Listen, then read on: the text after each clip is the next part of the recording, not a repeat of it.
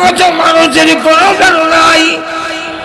এই জন্মগত মানুষ যে আল্লাহর কসম একটি আদর্শ সমাজ যদি গঠন করতে হয়, আদর্শ পরিবার যদি গঠন করতে হয়, একটা আদর্শ রাষ্ট্র যদি গঠন করতে হয়, জন্মগত মানুষ দিয়ে সম্ভব নয়, তার জন্য গুণগত মানুষের দরকার।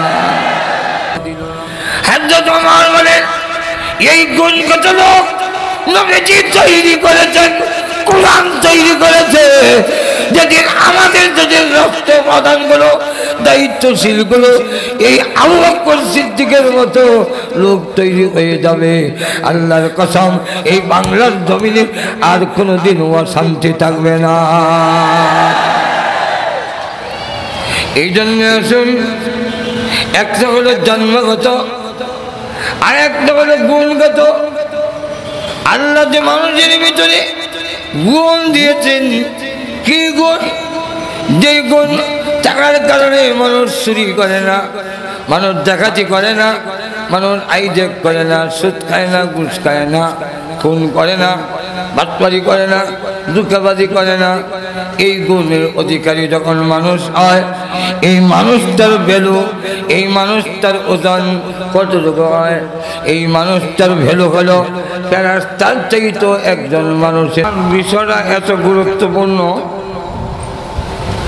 যার ফলে স্বয়ং আল্লাহ মূল বিষয় উল্লেখ করার আগে 7টা জিনিসের শপথ করেছেন, কসম খেয়েছেন।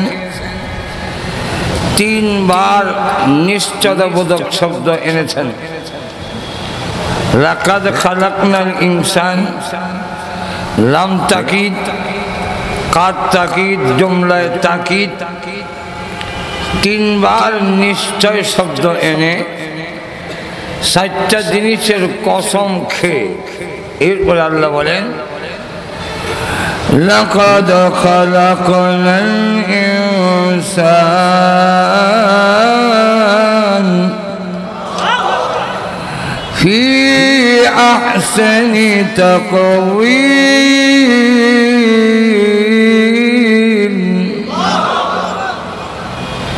মানুষকে মহান আল্লাহ পাক সবচেয়ে সুন্দর অবয়ব এবং মজবুত দেহ দিয়ে সৃষ্টি করেছেন। পৃথিবীর সমস্ত মাখলুক আল্লাহ বানাইছেন কোন শব্দের দ্বারা? মানুষের বেলায় আল্লাহ উল্লেখ করেছেন খালাকতু বিয়াদাইয়া। মানুষ বানাইছি আমি স্বয়ং আল্লাহ আমার কুদরতি হাত দিয়ে। এই কারণে মানুষ সবচেয়ে সুন্দর এবং দামিও। এর চাইতে সম্মানী আর কোনো ব্যক্তি কোনো মাখলুক নাই।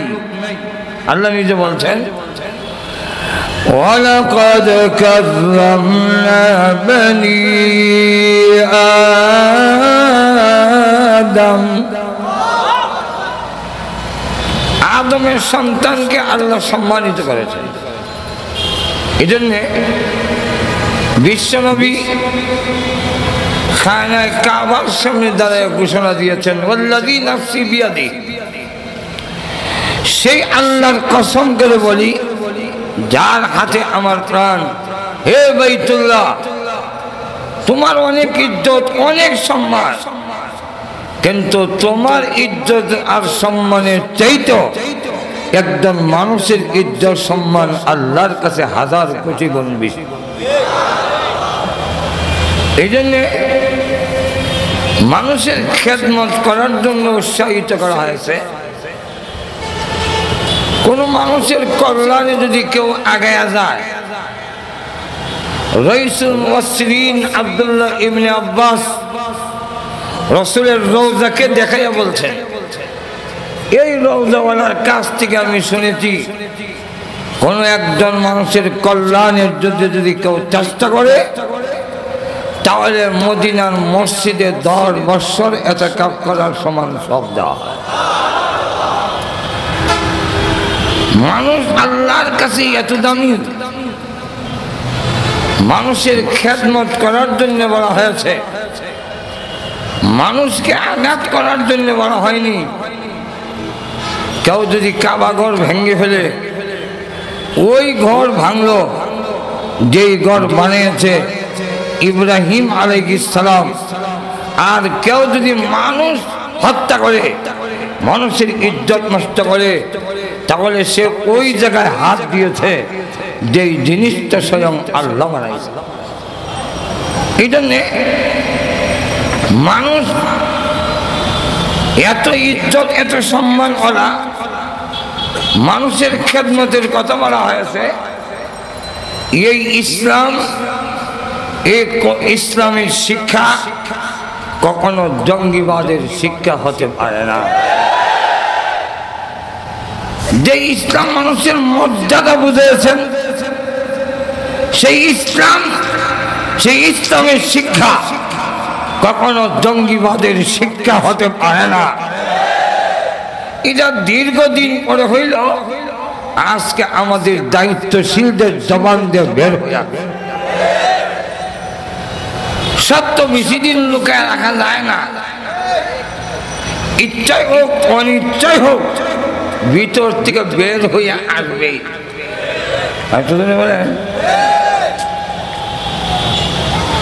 রাজার বাড়ি সুর ঢুকছে, সুর মাল সামান রেখে আবার চলেও গেছে। তো লোকেরা আলোচনা করতেছে সুর কিভাবে ঢুকলো, গেইটে তো পাহাদার ছিল, তো ঢুকলো কিভাবে? ঢুকলোই যদি মাল সামান নিল না কেন? এক একজন এক একটা মন্তব্য করে, এর মধ্যে সুরও আছে। সে বলে আমি বলবো, হ্যাঁ বলো। সে বলে আমার মনে হয়, এর মনে হয়, আমার মনে হয় সুর যেই সময় ঢুকছিল এই সময় গেট ম্যান ছিল না। চুরি করে যখন বের হইতে আসছে তখন দেখে দারোয়ান পাহারাদার গেটম্যান খারাপ, তাই যেতে পারে না। আমার মনে হয় মাল সামান নিয়ে ওয়াল টপকে যেতে চেয়েছিল, ওয়ালে উঠতে দিছে। আর আমার মনে হয় গাছটি হয়ে গেছে ভিতরে, আর আমি হয়ে গেছি বাইরে। তখন সকলে সুর দিয়ে নিজ আস্তে করলো, আস্তে করে এই মুখে দাইছে বসে না। এই যে সত্য, সত্য অনিত্যা সত্য বের হয়ে আসে।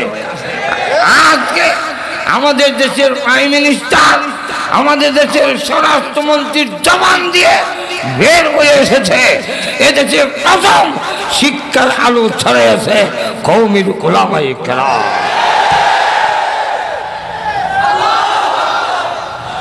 এটাই হইল সত্য কথা। আমাদের স্বরাষ্ট্রমন্ত্রী মহোদয় তিনি বলেছেন যে আমরা যে খাঁটি ইমানদার, শিরিক মুক্ত ইমান আর বেদাত মুক্ত আমল পেয়েছি, খাঁটি মুসলমান হয়েছি, এটা সম্পূর্ণ অবদান এদেশের কওমির উলামায়ে কেরাম। যদি কওমির উলামায়ে কেরাম না হতো, দেওয়ানবাগি, রাজারবাগি, কুতুববাগি, ৮ রশি ১১ রশি, উপরের ভান্ডার নিচের ভান্ডার মাইজের ভান্ডার, এতদিন মানুষের ইমান আমলের ১২টা বদলে দিত। তুই লক্ষ্য করে দেখেন, সত্য কথা অনিচ্ছা সত্য বের হয়ে আসে। তো লক্ষ্য করে দেখেন মানুষ আল্লাহর কাছে কত দামি। নূহ আলাইহিস সালাম ৯৫০ বছর দাওয়াত দিয়েছে দিনের রাইতে, দাউতু কওমি লাইলা ওয়া নাহারা। কোন দিন পাথরের আঘাতে তিনি অজ্ঞান হয়ে পড়ে থাকেন, জিবরাইল এসে ওনাকে ওঠায়,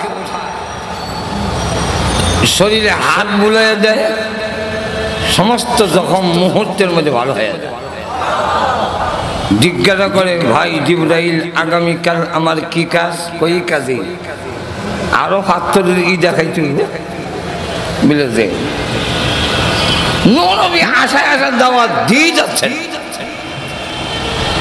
এই লোকেরা দাওয়াত গ্রহণ না করলেও শুধু বাচ্চাগুলো যেদিন বড় হবে ওই দিন ওরা আমার দাওয়াত গ্রহণ করবে। আল্লামা মুফতি শফি সাহেব রহমতুল্লাহ আলাইহি তাফসীরে মারিফুল কোরআনে আনছেন, একদিন ছোট্ট একটি বাচ্চা তার বাবার আঙ্গুল ধরে যায়, ওই দিক দিয়ে নবীও যাচ্ছেন। ছেলেটি তার বাবাকে জিজ্ঞাসা করে, আব্বু এই লোকটাকে? বাবা পরিচয় করা যায়, লোকেরা যে পাগল বলে পাথর মারে উনি। তখন ছেলেটি কয়, আমার হাত ছেড়ে দাও, আমি দুইটা পাথর দেয় ইটা দিয়ে। নবীর এই কথা শুনে দারুণ আঘাতপ্রাপ্ত হইলেন। তিনি বলেন, প্রভু এতদিন পর্যন্ত পাথরের আঘাত খাইলাম, এত কষ্ট পাইনি, কারণ ভিতরে একটা আশা ছিল যে এই ছোটো বাচ্চাগুলো বড় হলে মানবে। কিন্তু এই বাচ্চার কথায় আমার আশার ঘরটা ভেঙ্গে খানখান হয়ে গেল। আল্লাহ আর সহ্য করা যায় না। এখন আমার বুঝ হয়ে গেছে নিম গাছে যেভাবে আঙ্গুর হবে না, এই সমাজের লোকরাও দাওয়াত গ্রহণ করবে না। প্রভু এমন ভাবে গজব দাও, একটা বেঈমান কাফিরের ঘর বাড়ির সন্তান যেন জমিনে না থাকে। নবী যখন বদদুয়া করলেন, আল্লাহ রাব্বুল আলামিনের দরবারে কবুল হয়ে গেল। এর কারণ এক তো 950 বছর দাওয়াত দিয়েছেন, এরপরে বদদুয়া করেছেন। অপরদিকে এই জাতি এমন একটি পাপে লিপ্ত, এর চাইতে বড় অন্যায় হতে পারে না। নবীর গায়ে হাত দেওয়া, যে হাত নবীর বিরুদ্ধে যায়, যে হাত আলিম উলামার বিরুদ্ধে যায়, যে হাত ইসলামের বিরুদ্ধে যায়, এই হাত মহান আল্লাহ রাব্বুল আলামিনের কাছে সবচেয়ে নিকৃষ্ট। প্রমাণ আল্লাহ কোরআনে বলেন, তাব্বাত ইয়াদা আবি লাহাবি ওয়া তাব্বা। আল্লাহ বলেন আবু লাহাবের দুনো হাত হস্তদ্বয় ধ্বংস হোক। এর অর্থ ইটা নয় পাও বাড়াতে হোক, মাথা বাড়াতে হোক।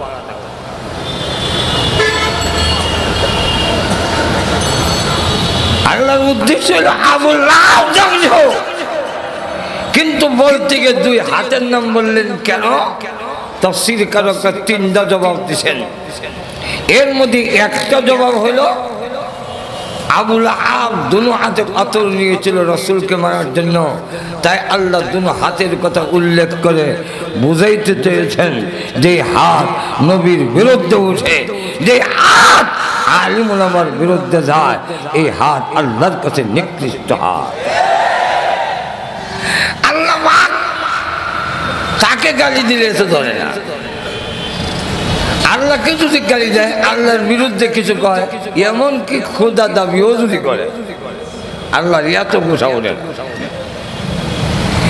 কিন্তু আল্লাহ যদি হাত দেয়, আল্লাহ বলেন তখন আর ছাড় দেয় না। নমরুদ নাফরমানি করতে করতে শেষ পর্যন্ত ক্ষুধা হয়ে গেছে। আল্লাহ কয়, হে ক্ষুধা উইলি কিনা উইলি কিনা, ধরে না। কিন্তু যখন ইব্রাহিম নবীর সাথে ধাক্কা লেগেছে, আল্লাহ বলেন আর ছাড় দেওয়া যায় না। আর বুঝতে পারেন ফেরাউন একবারে নাফরমানি করতে করতে শেষ পর্যন্ত ক্ষুধা হয়ে গেছে। আল্লাহ কয়, হোক উইলি কি, হে ক্ষুধা কইলি কি না কইলি কি। কিন্তু যখন মূসা নবীর সাথে লাগলো, তখন আর ছাড় দেয় না। আবু জাহিল রাসূলের সাথে যখন লাগলো, আর ছাড় দেওয়া হলো না। ঠিক এই যুগেও যারা হক্কানি ওলামায়ে কেরামের বিরুদ্ধে লাগে, যারা কওমে মাদ্রাসার বিরুদ্ধে অবস্থান গ্রহণ করে, তারা ধ্বংস অনিবার্য, কেউ রক্ষা করতে পারে না। আর আল্লাহর প্রিয় লোকদের সাথে ধাক্কা লাগলে তারা কখনো কামিয়াব হতে পারে না। নবীর বদুয়া আল্লাহ কবুল করলেন, এমন গজব দিলেন।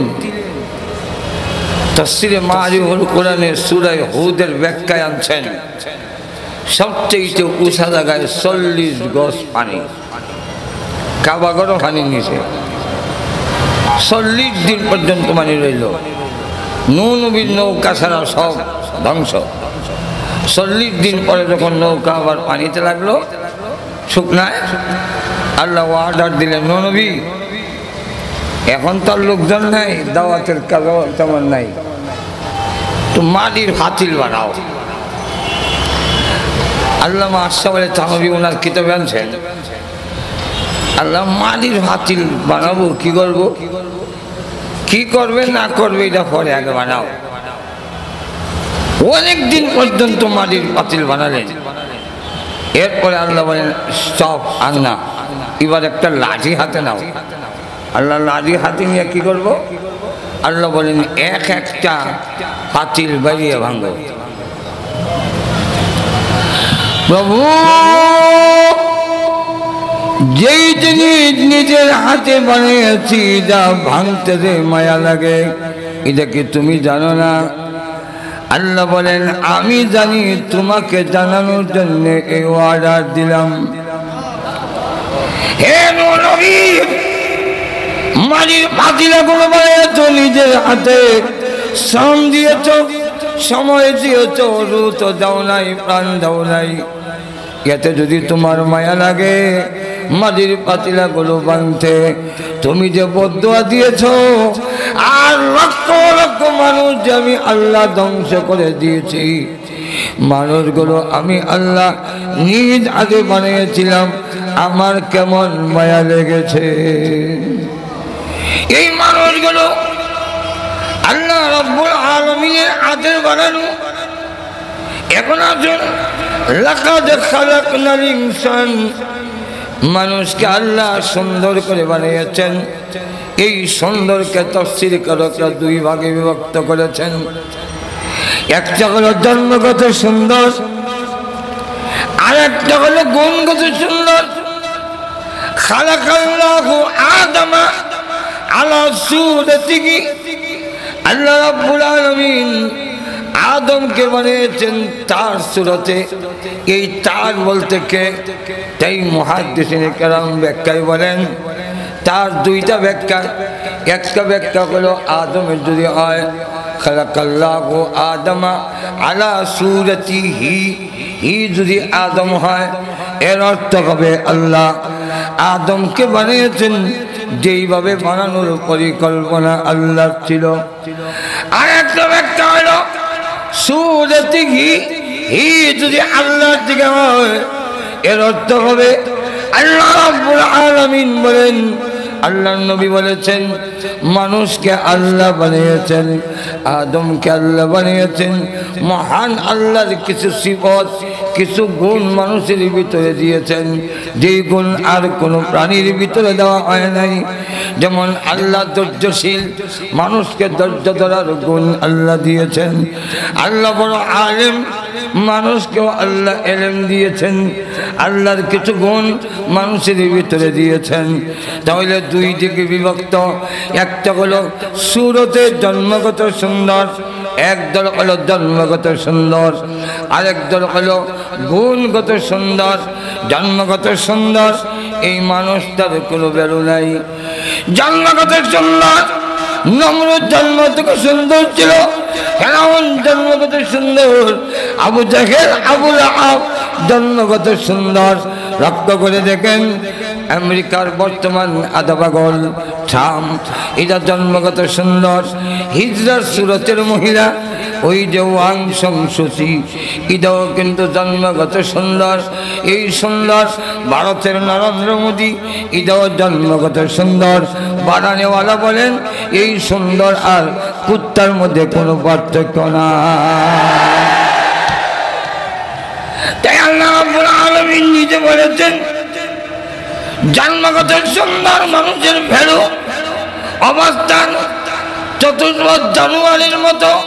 আল্লাহ নিজে বলেন উলাইকা কাল আনআম বাল আদাল। চতুর্থ জানুয়ারির মতো কাল আনআম কা আনছেন কাল আনআম এর ব্যাখ্যা দিয়েছেন দুইটা। একটা ব্যাখ্যা হলো এই দুনিয়াতে জন্মগত মানুষের কোনো ভ্যালু নাই, তার ভ্যালু তার মর্যাদা তার সম্মান চতুর্থ জানুয়ারির মতো। রক্ষা করে দেখেন মতো কিভাবে। একটা ব্যাখ্যা হইল চতুর্থ জানুয়ারি খায় কিন্তু তার খাবারের মধ্যে আলাল আরাম নাই। জন্মগত মানুষটাও খায় তার মধ্যেও খাবারের কোনো আলাল হারাম নাই। জন্মগত কুকুর তার জৈবিক চাহিদা আছে, তার জৈবিক চাহিদা পূরণ করে ফ্রেন্ডশিপের মাধ্যমে বন্ধুত্বের মাধ্যমে তাদের মধ্যে বিয়ে শাদী নাই। কুকুর হইল বয়ফ্রেন্ড আর কুকুর হইল গার্লফ্রেন্ড। গার্লফ্রেন্ড আর বয়ফ্রেন্ডের মাধ্যমে তাদের জৈবিক চাহিদা পূরণ করে। ঠিক তেমনিভাবে যেই মহিলাগুলো যেই পুরুষগুলো যেই মানুষের ঘর জন্ম হইয়া সুন্দর আকৃতি পাইয়া তার জৈবিক চাহিদা পূরণ করে গার্লফ্রেন্ডের মাধ্যমে। যেমন তাসলিমা নাসরিন আজ বলেছে স্বামীর প্রয়োজন নেই, বন্ধু হইলেই চলে। এই দাবি তো কুকুন্নির, এই দাবি তো কুত্তার, এই দাবি তো কোনো মানুষের হতে পারে না। তাহলে কুকুর যেইভাবে জৈবিক চাহিদা পূরণ করে ফ্রেন্ডশিপের মাধ্যমে যেই মানুষ আশরাফুল মাখলুকাত হইয়া তার জৈবিক চাহিদা পূরণ করে ফ্রেন্ডশিপের মাধ্যমে, এই মানুষটা আর কুত্তার মধ্যে কোনো পার্থক্য থাকে না। এখন দ্বিতীয় ব্যাখ্যাটা হইল চতুর্থ জানুয়ারি হিসাব করে বৈশা না খারাপ কেন কেন সব কি বসতে পারে না? ঘুমাই গেছেন না কেন কিছু হ্যাঁ না কয়ে চতুর্থ জানুয়ারি পেশাব খারুয়ে কেন করে? আসলে এখন কিন্তু সমস্ত প্রাণী একটু লাজুক, ছাগলটা বেশি। এই কারণে দেখবেন ছাগলের মধ্যে যারা মহিলা এটা পেশাব করতে গেলে কিছু হইল মাটির দিকে বাঁকা হইয়া শরমের জায়গাটা নিচের দিকে নিয়ে যায়। ঠিক না? সমস্ত প্রাণীরা পেশাবে ধরলে জায়গার থেকে নড়ে না। আর কুত্তাটা জীবনে এক জায়গা করে, এখানে 100টা, এখানে 150টা, এখানে 200টা।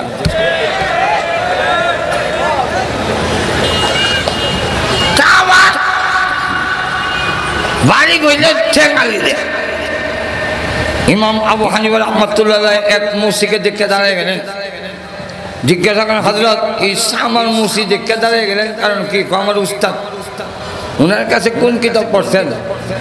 ও কিতাব পড়ছি না, কুত্তা কোন সময় বালেগ হয় উনি আমার শিখেছে। কুকুর কোন সময় বালেগ হয় উনি বলেন ওই সামার আমারে শিখেছে। যখন ঠ্যাং তুললাম মুহূর্তে তখন বুঝবা কুত্তা বাড়ি বসে। থানবী রাহমাতুল্লাহ ওনার কিতাবে লিখছেন এক লোক লেখাপড়া জানে না, বড় লোক হয়েছে, তো ভাবলো বইদান এক লোক বড় লোক হয়েছে লেখাপড়া জানে না, তো ভাবলো আমার ছেলেটা লেখাপড়া করে স্কুলে দিছে। আরেকজন জিজ্ঞাসা করে ভাই তোমার ছেলে কোন ক্লাসে পড়ে? কয় আমি ক্লাস জানি না, তবে উপরের ক্লাসে পড়ে। কি করে বুঝলাম উপরের ক্লাসে পড়ে? দেখছি আমার ফুতে এখন খারিয়া মুতে, আমার ফুতে খারিয়া মুতে, কোথাও বাড়ি বেড়েছেন তুল্লা মুতে,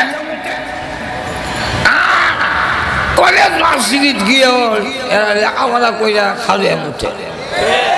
আর বলে কুকুর যখন পাউ পেশাব করে বাইরের বস্তা নিয়ে একজন বলে কুকুর, গরু যদি ঠ্যাং রেখে পেশাব করে, শিয়াল যদি পা রেখে পেশাব করতে পারে, ছাগল যদি পা রেখে পারে, তুই পারিস না? পা আলগি দিলে কেন? কুকুরের জবান খুলে দিয়েছে। কুকুর জবাব দেয়, হে আল্লাহর ওলি পাইছি, সিধা করব দিকে হাও আলগিদা রাখি। কত ফরেজ গাড়ি কথা, সিধা যাচ্ছে না করি, এই জন্য আলগিদা রাখি। অথচ তার ধন দেখা যায়। ধন বুঝেন তো আপনারা?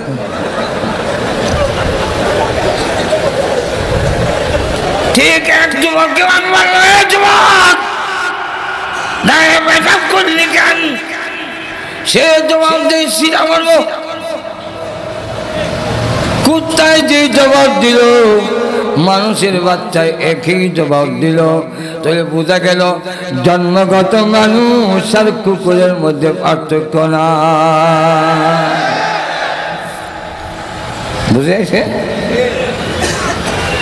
আমি বললাম সিধা করবো এই জন্যে, তুমি দাঁড়ায় করলে, দাঁড়ায় পেশাব করলে ইজ্জত রক্ষা পায় না। আমাদের নবী, বিশ্ব নবী এই জন্যে বসে বসে পেশাব করতেন এবং এমনভাবে ঢেকে কাপড় পেশাব করতেন।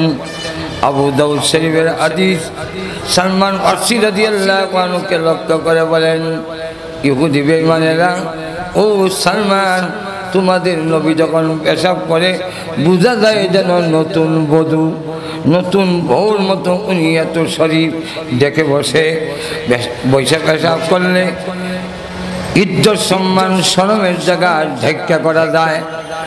দাঁড়া যদি করে, আমার অভিজ্ঞতাতে বলছি, লন্ডন, আমেরিকা, ওই ইউরোপের দেশগুলোতে বসার জায়গাই নাই, সবাই দাঁড়ায় করে এখানে এখানে এখানে পাশাপাশি দাঁড়াইয়া এই একজন একজন মাথা ঘুরাইলে ধন দিয়ে লড়াইতেছে, সব দেখা যায়।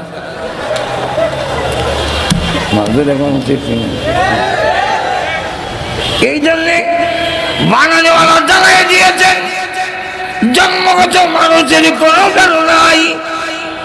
এই জন্মগত মানুষ যে আল্লাহর কসম, একটি আদর্শ সমাজ যদি গঠন করতে হয়, আদর্শ পরিবার যদি গঠন করতে হয়, একটা আদর্শ রাষ্ট্র যদি গঠন করতে হয়, জন্মগত মানুষ দিয়ে সম্ভব নয়, তার জন্য গুণগত মানুষের দরকার। কোন মানুষের দরকার? জন্মগত মানুষ দিয়ে সম্ভব নয়।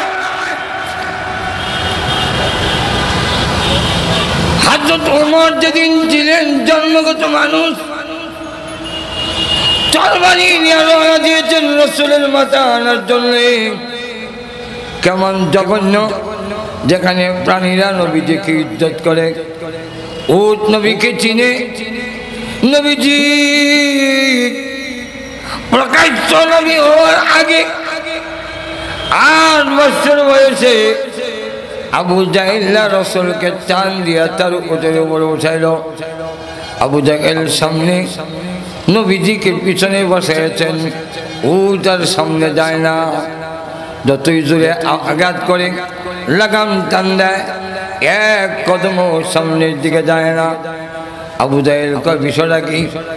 হঠাৎ করে দেখি উজের জবান আল্লাহ খুলে দিয়েছে। ও যাক যে আবু জাহেল রে, জীবনে কল্পনা করি নাই মুহাম্মদ আমার পিঠে উঠবে। ভাগ্য গুণে পেয়েছি, এই বিয়া তুমি বরদাস্ত করবো না। মোহাম্মদ পিছনে তোর মতো বিয়াদব আগে বসা থাকলে আমার জীবন চলে যেতে পারে, আমি এক কদম সামনের দিকে অগ্রসর হব না। অসংখ্য গণিত ঘটনা, আজাইবুল খালায়েক এক কিতাব আছে। এই কিতাবের মধ্যে এনেছেন নবীজি রাস্তা দিয়ে যায়, এক ইহুদি সাপরিয়ার সঙ্গে সাক্ষাৎ। ইহুদি সাপরিয়া বলে, মানান্তা, আপনি কে? রাসূল বলেন, আমি কে? আমার পরিচয় আমি না দিয়া তোর সাপটারে জিজ্ঞাসা কর, সাপ বলে দিবে আমি কে।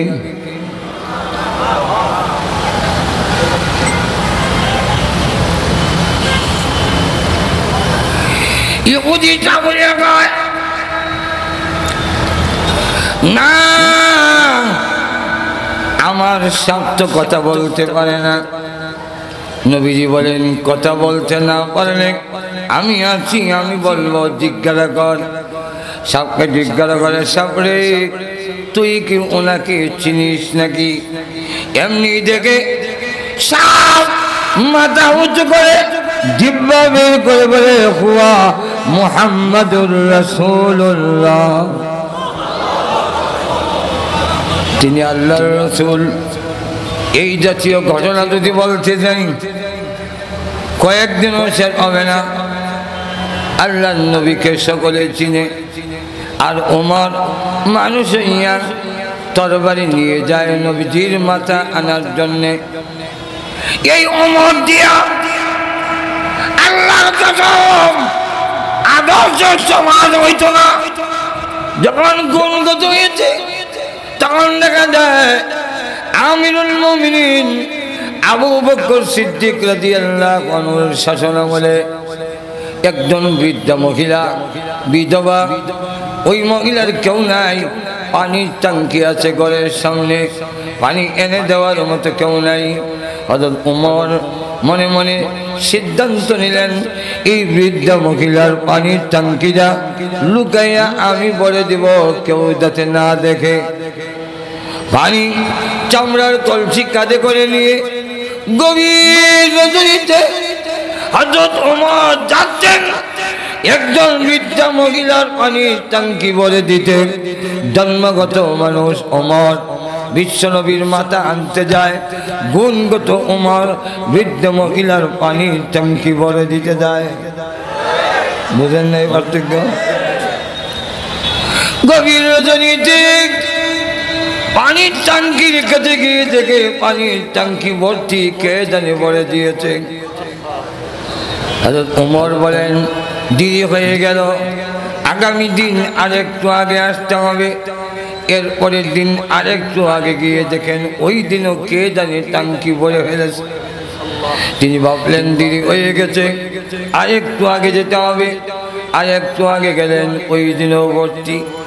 হযরত ওমর বলেন, না, এটা কোনো মানুষ না, জিন্নাত হবে। আমার আগে আগে পানির ট্যাঙ্কি ভরে দেয়, আগামীকাল আমি পানি আনবো না, জিন্নাতটাকে ধরবো, অন্ধকারে দাঁড়িয়ে থাকবো। ওমর তো জিন্নাতকে ভয় করে না। নবীজি বলেন, ওমর, জিন্নাতের বাপেও তোমার ভয় ভাই। জিন্নাতের বাবার নাম ইবলিস, ইবলিসও ভয় পায়। হযরত ওমর রাদিয়াল্লাহু আনহু অন্ধকারের মধ্যে বসে রইলেন, আজকে পানি আনবো না, জিন্নাতটাকে ধরবো। অন্ধকার আচ্ছন্ন হতে না হতে লোকজনের চলাচল বন্ধ হয়ে যেতে না যেতে দেখে একজন লোক মাথা থেকে পা পর্যন্ত কাপড় দিয়া ঢাকা, চামড়ার একটি কলসি নিয়ে পা গুলো চেনে চেনে হাসে। এতে বোঝা যায় লোকটা দুর্বল, লোকটা বয়স্ক। হযরত ওমর বলেন, না, এত দুর্বল জিন্নাত হওয়ার কথা নয়, এত দুর্বল তো জিন হওয়ার কথা নয়। তাহলে কে তুমি? উমরের আগে আগে এই কাজ করো, এখনই দেখবো, এখনই ঝাপটা মেরে ধরবো, উমরের হাত থেকে তুমি রেহাই পাবা না। এই কথা বলে পিছন দিক থেকে ঝাপটা মেরে ধরে যেই মাত্র চাদর টান দিয়েছে, এমনি তাকায় দেখে চাদরের ভিতর থেকে বের হয়ে এসেছেন আবু বকর সিদ্দিক। আশ্চর্য, চোখের পানি ছেড়ে দিয়া কান্না শুরু করে দিলেন। হে আমিরুল মুমিনিন, নবীর পরে সকল উম্মতের মধ্যে শ্রেষ্ঠ ব্যক্তি হইয়া, বিশ্ব নবীর শ্বশুর হইয়া, জান্নাতের সার্টিফিকেট প্রাপ্ত হইয়া, আমিরুল মুমিনিন হয়ে একজন বৃদ্ধা মহিলার পানির ট্যাঙ্কি আপনি ভরে দিবেন, এটা আমার কল্পনায়ও ছিল না। যদি কল্পনায় থাকতো এই বিয়াদবি আমি করতাম না, আপনার চাদর ধরে আমি টান দিতাম না। এই আমিরুল মুমিনিন, বিয়াদবির জন্য ক্ষমা চাই, আমাকে মাফ করে দিন। আমি বুঝতে পারি নাই, কল্পনাও করতে পারি নাই, মাফ করে দিন। আর তিনি বলেন, আমার মা আমাকে কেন জন্ম দিল, আমার মা আমাকে কেন গর্বে রাখলো, জিন্দেগিতে পারি নাই আবু বকর সিদ্দিকের আগে নেক আমলে আমি যাইতে। পানির ট্যাঙ্কিটা ভরে দেওয়ার নাকি আবু বকর নিয়ে গেল, আমারে করতে দিল না। হযরত ওমর বলেন, এই গুণগত লোক নবীজি তৈরি করেছেন, কোরআন তৈরি করেছে। যেদিন আমাদের যদি রক্ত প্রদানগুলো, দায়িত্বশীলগুলো এই আবু বকর সিদ্দিকের মতো লোক তৈরি হয়ে যাবে, আল্লাহর কসম এই বাংলার জমিনে আর কোনোদিন অশান্তি থাকবে না।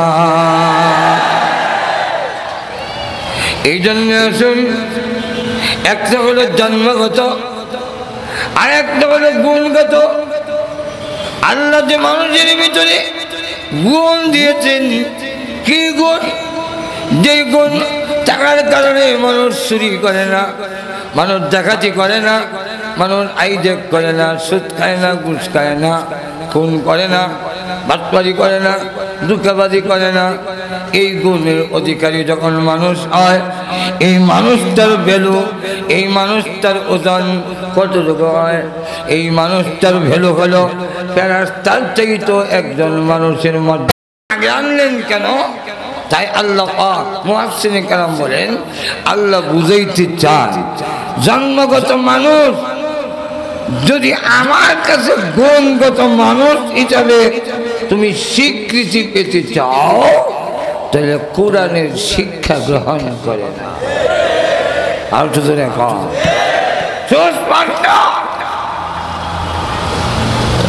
কথা পরিষ্কার, এখানে যে গুণগত মানুষ তৈরি করার একমাত্র শিক্ষা, একমাত্র, আর কোন শিক্ষা নাই।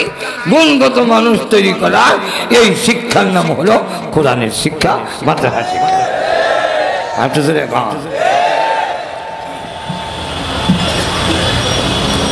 এটা আমার ওয়াজ না, বাস্তবতা।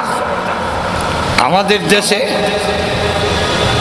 46 বছর অতিবাহিত হয়ে গেল, সোনার বাংলা গেল, মানুষ তো আর সোনার হলো না। সোনার বাংলা মানুষ যদি লোহা হয়, দেশ তো সোনা হবে না। এরপরে আরেকজনে কইল, না না, সোনার বাংলা বাদ দাও, এখন থেকে গাও সবুজ বাংলা। কিন্তু চুরি কমে না, ডাকাতি কমে না, হাইটেক কমে না, দুর্নীতি কমে না, মারামারি খুনাখুনি কমে না। আরেকজন এসে বললো, না না, এই সবুজ বাংলা দিয়ে হবে না, এদের বদলাইয়া এখন করো নতুন বাংলা। করা হলো নতুন বাংলা, চুরি ডাকাতি চিন্তায় কিচ্ছুই কমে না। জাতীয় পাখির দোয়েল হইল, এই দোয়েল পাখির যেমন ভাগ্যের কোনো পরিবর্তন হলো না। দোয়েল পাখি আগে যেভাবে গাছের ডালে থাকতো, এখনও গাছের ডালেই থাকে, এদের কোনো দালান করা হয়নি। ঠিক তেমনিভাবে আমরা বাংলাদেশের স্বাধীনতা হওয়ার পরেও, নতুন বাংলার গান গাওয়ার পরেও আমাদের জাতির ভাগ্যের কোনো পরিবর্তন হলো না। এরপরে আরেকজন এসে বলল, না না, স্বপ্নের বাংলা করতে হবে। স্বপ্নে খাল দেখে, ব্রিজ দেখে, চুক্তি দেখে। আর এক নেতার ভাষণ শুনি, তিনি বলতেছেন স্বপ্নের বাংলা গড়ে তুলতে হবে, স্বপ্ন বাস্তবায়ন করতে হবে, স্বপ্নের পদ্মা ব্রিজ প্রতিষ্ঠিত হতে হবে। আমি তখন আসতে লাগলাম, আর কোথাও আসেন কেন? আমি বললাম এই বেলার ভাষণ শুনি না আমার হাসি উঠতে। কেন? ওনার ভাষণ শুনি না আমার পিছনের ইতিহাস মনে হয়ে গেছে। পিছনের ইতিহাস কি? ছোট সময় স্বপ্নে দেখছি বন্ডুরি খাইতেছে, ঘুম থেকে বাজা করে দেখি বালিশের তুরার টাইম নেয় না।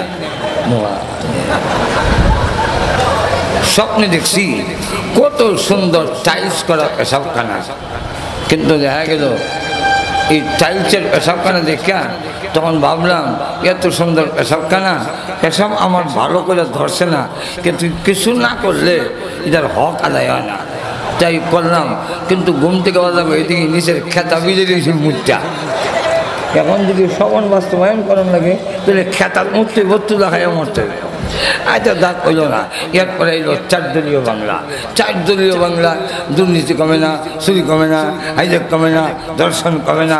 তখন আইলো মহাজুরের বাংলা। মহাজুরের বাংলা খুন, গুম, দর্শন, অপহরণ এগুলো কমে না। শেষ পর্যন্ত আইলো ডিজিটাল বাংলা। ডিজিটাল বাংলা এমন উন্নয়ন হয়েছে, উন্নয়নের জোয়ারে মাশাআল্লাহ বাংলাদেশের 100টা রাস্তার মধ্যে 95টা বড় বড় গাথা। এই যে কিসের গাথা? এটা হইল উন্নয়নের জোয়ারের গাথা। গণতন্ত্র উন্নত হয়েছে, এমন উন্নত হয়েছে, একবার জিজ্ঞাসা করছিল তোমার চাচারে যে চিকিৎসা দিলাম উনি কেমন? বলে হ্যাঁ মাশাআল্লাহ অনেক উন্নতি হয়েছে। আরে কেমন উন্নতি হয়েছে? উন্নতি হয়েছে অনেক। কেমন না বড় না রে ভাই? বলে আগে তো টয়লেটে গিয়ে ভাড়া করতো, অন বিছনাথ করে। তুই যে উন্নত হইল কেমন? টয়লেটে দেওয়া লাগে না, সেটা উন্নত হয়েছে না। আমাদের গণতন্ত্রের এমন উন্নত হয়েছে যে জনগণ বুচাররা সেন্সারও যাওয়ান লাগে না।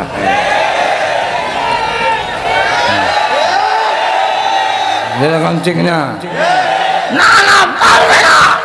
আল্লাহর কসম করে বলি, অভিজ্ঞতার থেকে বলি, যদি এই দেশে এখনো কিছু দুর্নীতি মুক্ত যদি থাকে, চুরি ডাকাতি কম হয়, দুর্নীতি কম হয়, ওই জেলা কম হয়, সুদ কম হয়, ঘুষ খাওয়া কম হয়, এটা প্রশাসনের কোনো অবদান নয়, সম্পূর্ণ অবদান এদেশের কওমের উলামায়ে কেরাম।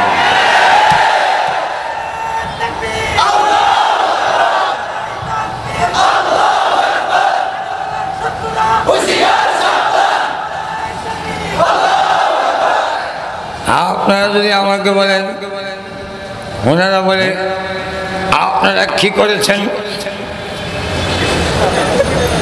মাদ্রাসার লেখাপড়া একটু আরো উন্নয়ন করেন না কেন? ভালো কথা। আমার সামনে ভাষণ দিতেছে মাইক দিয়ে শাহজালাল বিজ্ঞান ও প্রযুক্তি বিশ্ববিদ্যালয়ের প্রফেসর 5 মিনিট টাইম দিছে, আর আমি বক্তৃতা দিচ্ছে। মাদ্রাসার শিক্ষাকে উন্নয়ন করার দরকার। ইঞ্জিনিয়ার হয় না কেন? ডাক্তার হয় না কেন? আচ্ছা, মাইকটা আমার কাছে এলো। মাইকটা আমার কাছে আসার পরে বললাম ভাই আপনার কথা সত্য কিন্তু মতলব খারাপ। আর তো জোরে মাদ্রাসার শিক্ষা ইঞ্জিনিয়ার হয় না কেন? আরেকটু উন্নয়ন করার দরকার। কথাটা বাড়া, কথাটা আরেকটু উন্নয়ন করার দরকার। সিলেবাস এটা কথা ভালো, কিন্তু মতলব খারাপ। কেমন মতলব খারাপ? আপনার তো পাশাপাশি সেটাও বলার দরকার ছিল, ইউনিভার্সিটির সিলেবাস পরিবর্তন করার দরকার। সেখানে যাতে নারী ধর্ষিতা না হয়, সেখানে দুই পক্ষের অস্ত্রের গোলাগুলি না হয়, সেখানে যেন কোনোদিন মিটামিটি মারামারি গোলাগুলি না হয়। এর সিলেবাস পরিবর্তন করে সেখানে কোরআন সুন্নাহর সিলেবাস সংযোজন করার দরকার। এটা কয় না, খালি এদিকটা কোথায় এটা মতলব খারাপ। তো আমি বললাম যে আমাদের মাদ্রাসায় ইঞ্জিনিয়ার হয় না কেন, ডাক্তার হয় না কেন? আপনাদেরকে আমি জিজ্ঞাসা করতে চাই, আপনাদের শাহজালাল বিজ্ঞান ও প্রযুক্তি বিশ্ববিদ্যালয় থেকে কারি সাহেব হয় না কেন, হাফিজ সাহেব হয় না কেন, মুহাদ্দিস হয় না কেন, মুফাসসির হয় না কেন, মুফতি হয় না কেন? তখন কয় হ্যাঁ হ্যাঁ, আমি বললাম আমরাও ওই মনে হ্যাঁ হ্যাঁ ওই আপনারা হ্যাঁ আপনারা হ্যাঁ হ্যাঁ মাঝে এখন থেকে না তো আপনারা কি হয় আর আমরা কি হয় মাঝে এখন থেকে না আপনারা কি হয় আর আমাদের কি হয় ঠিক না? আপনারা দেখেন আমাদের কওমি মাদ্রাসা এই পর্যন্ত একটা ঘটনাও দেখাইতে পারবে না যে ছাত্ররা উস্তাদের লঙ্গি ভান্ডারি চাইনা খুলে নিয়ে গেছে, ইতিহাসে নাই। কিন্তু ময়মনসিংহের এক কলেজের টিচারে ছাত্ররা চাইনা খুলে নিয়ে গেছে, আন্ডার ফেলবে আন্ডার ফেলবে।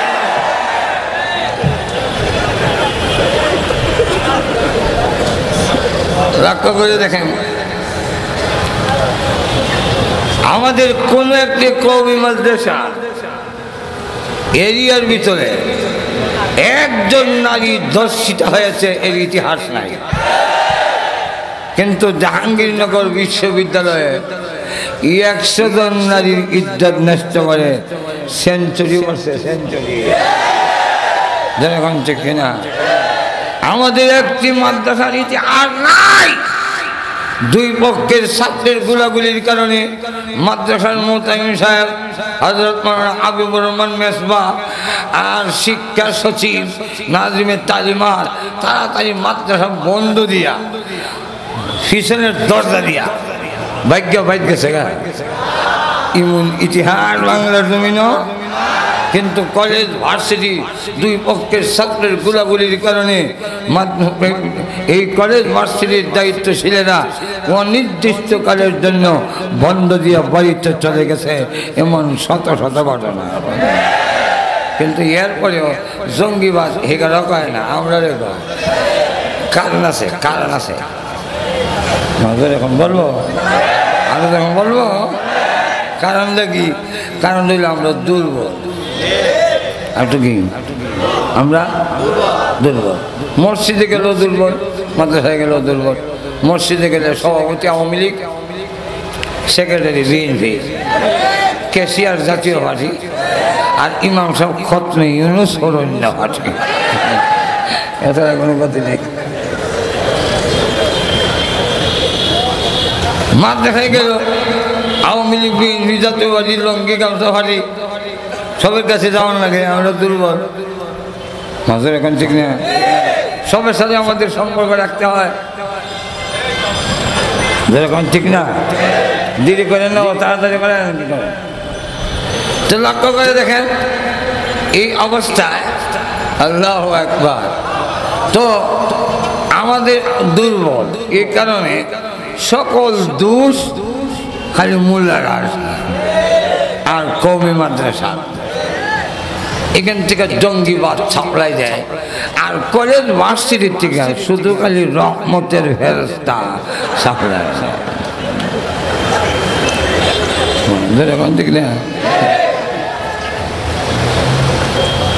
আমার টাইম তো দিয়েছিল 1 ঘন্টা, আমার তো 1 ঘন্টার উপরে অনেক লম্বা হয়ে গেছে। আমার কি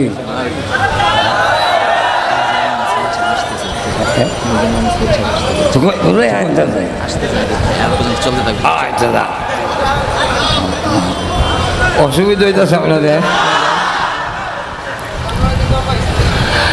আরেকজন আইলে উনারে ধরাইয়া ছাড়তাম, মাঝখানে ছাড়তাম না। মুফতি মিজানুর রহমান সাঈদ সাহেব দামাত বারাকাতুহুম তশরিফ আনতেছেন। ওনারে আপনারা ওনার হাতে ধরাইয়া সমঝাইয়া দিয়ে যাইতাম, এর আগে ছাড়াছাড়ি নাই। এরকম ঠিক কিনা? আপনার সন্তানকে যদি শুধু জন্ম দিলে হবে না, এই সন্তানকে যদি গুণগত মানুষ বানাইতে হয়, আপনি যদি আপনার সন্তানকে জাহান্নামের আগুন থেকে বাঁচাইতে হয়, তাহলে একমাত্র কোরআনের শিক্ষা ছাড়া আর কোনো শিক্ষার দ্বারা সম্ভব নয়। ইঞ্জিনিয়ার বানাইতে পারবেন, বানান, কিন্তু হবে না। জাহান্নামের আগুন থেকে বাঁচানো যাবে না যদি কোরআনের শিক্ষা তার কাছে না থাকে। মানুষ হবে না, তার জবান দিয়ে বের হবে এমন কথা যেটা পশুর জবান দিয়ে বের হওয়ার কথা নয়। যেখানে লক্ষ্য করে কবি নজরুলের ভিতরে সামান্য ইসলামের আরো শিক্ষার ছাপ ছিল, এই কারণে অনেক নির্যাতন করেও তাকে দিয়া নাস্তিক বানাইতে পারে নাই। তার জবান দিয়ে বের হয়ে গেছে, মসজিদের পাশে আমায় কবর দিও ভাই, আমি যেন সেখান থেকে সকাল সন্ধ্যায় মুয়াজ্জিনের আযান শুনতে ভাই। আর কবি শামসুর রহমান, এটাও কবি, এটা জন্মগত